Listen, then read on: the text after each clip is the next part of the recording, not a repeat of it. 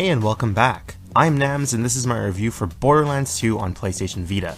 Like with all my normal reviews, the graphics, sound, and gameplay will be separately scored, and then an overall score, which is not an average, will be given at the end of the review, which reflects my overall opinion of the game.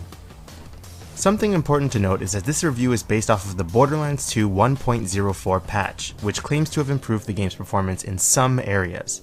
With that said, let's get into it. And now, to set sail for Sanctuary! Toot toot! Let us set sail! Sony Computer Entertainment America has a knack for bundling the Vita with games that have significant performance issues. Both Call of Duty Black Ops Declassified and Assassin's Creed 3 Liberation are buggy and unoptimized games that were paired together with the Vita and heavily advertised, thus creating a very negative view of Vita games for many new Vita owners. Unfortunately, their streak seems to continue with Borderlands 2 on Vita. Of all the Vita games I've played, this game is both the buggiest and the most inconsistent in terms of performance. Let's start with the graphics. The game runs at Vita's full native resolution throughout the entire game. The blur and pixelation present in many other Vita games due to resolution downgrades are simply not present here, which does help the overall visual package. Character models are quite nice as well, though notably downgraded from the console version. Gun models are kind of a toss-up, and at times the decreased textures make the guns look like gun-shaped blobs, but overall they're not too bad. Unfortunately, despite the texture downgrades, the game suffers from constant texture pop-in. At times, it takes 30 full seconds for all the textures in an area to finally load, which does get quite tiresome. Now on to the most unfortunate area of the game, the performance. Many early previews noted that the game had significant frame rate issues, but were optimistic that Iron Galaxy Studios would smooth it all out by the time the game was set for release. This is not what happened. The performance of Borderlands 2 is worse than I could ever have imagined. It's utterly shocking that Sony would release the game in this state. I've played alphas and betas that run significantly better than Borderlands 2 does on Vita. The game has a completely unlocked frame rate. At times, with no enemies on the screen, it can run at a solid 30 frames per second. As soon as enemies, NPCs, vehicles, or complex environmental geometry are added to the equation, the frame rate drops proportionally to what's on the screen. The average frame rate while in battle seems to hover at just over or just under 20 frames per second, which is pretty unacceptable for any game, let alone a first-person shooter. But that's not even how bad it gets. What you're about to see is how Borderlands 2 on PS Vita runs while in the main hub city of the game in co-op mode. The footage is untouched and untampered with. Really? It gets worse than this?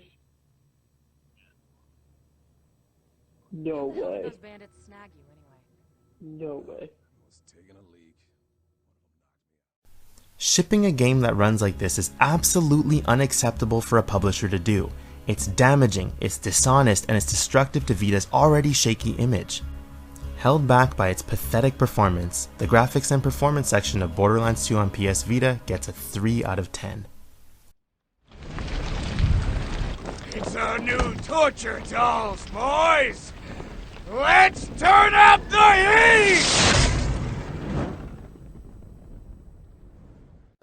Since Borderlands 2 is a straight port, the fantastic voice acting and the fitting music have both made their way into the Vita version of the game. Characters, pretty much all of them, are well acted. Dialogue is amazing and well delivered for all supporting characters, with the real standouts being the main villain, Handsome Jack, and the main sidekick of the story, Claptrap. The music of Borderlands 2 is also excellent. The smooth acoustic guitar exploration music fits really well, as does the ramp-up action music when you encounter enemies. Sound quality for both voiceovers and music is excellent as well. During my playthrough, I experienced some issues with the dialogue lagging a few seconds before starting, as well as some gun sounds, explosion sounds, and character voices sounding too close when they were far off in the distance, but most of the time it was acceptable. Good music, great voice work, and great sound quality with only the occasional bug or two lead to great overall sound. The sound section for Borderlands 2 on PS Vita gets an 8.5 on 10.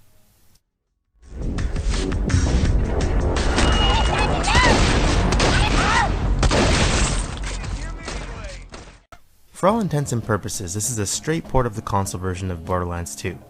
It features the same world, the same mechanics, and the same loot hoarding system that the PS3 version has, only with some minor tweaks which Iron Galaxy implemented in order to improve the performance of Borderlands 2 on Vita, and some concessions made to controls. In this version, enemies explode when they are killed rather than ragdoll onto the ground. This change was implemented in order for dead enemies not to take up precious graphical resources on the Vita during gameplay. While some people were initially upset when they heard about this change, I rather like it. It's pretty satisfying to shoot someone and have them explode into a bloody mess rather than have them ragdoll on the ground. Enemy count has also been slightly reduced, but there's always more than enough enemies on screen for you to deal with. As mentioned, there are also control concessions made to the game. Since the Vita lacks clickable sticks and trigger buttons, those actions were assigned to the back and front touchpad. While it took a little to get used to, the controls posed absolutely no problem for me once I got out of the first section of the game. They're also completely customizable, so if you don't like them, change them. If you're the type of gamer to irrationally hate any type of unconventional control method, you'll probably hate Borderlands 2's controls as well.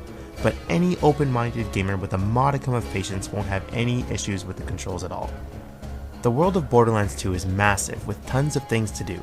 There's an insane amount of quests to go on which nets you experience to level up, money to hoard, and loot to collect.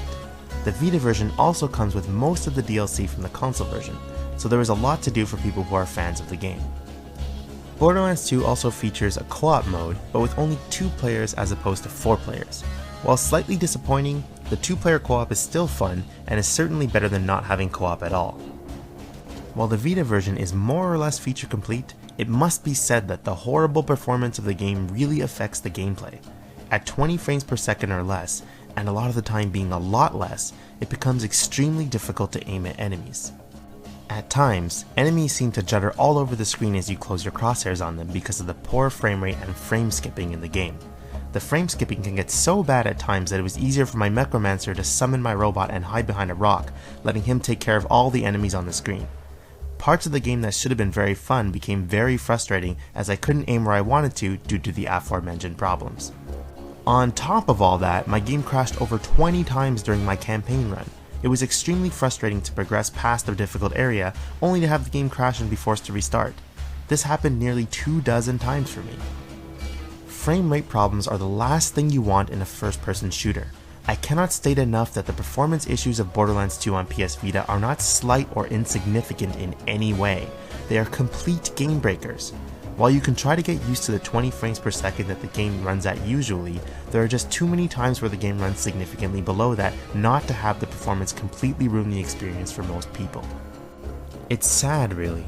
Borderlands 2 has great gameplay, but the crappy frame rate, constant frame skipping, and the insane amount of crashes completely sully the experience. The gameplay for Borderlands 2 on PS Vita gets a 5.5 on 10. A highly requested, highly anticipated, bundled game like this should have gotten better treatment. Plain and simple, and the onus of the blame rests squarely on Sony. It's clear that Iron Galaxy Studios had to rush this game out to meet the PS Vita Slim's launch date, and it's clear that Sony really didn't give a shit about the quality of the port.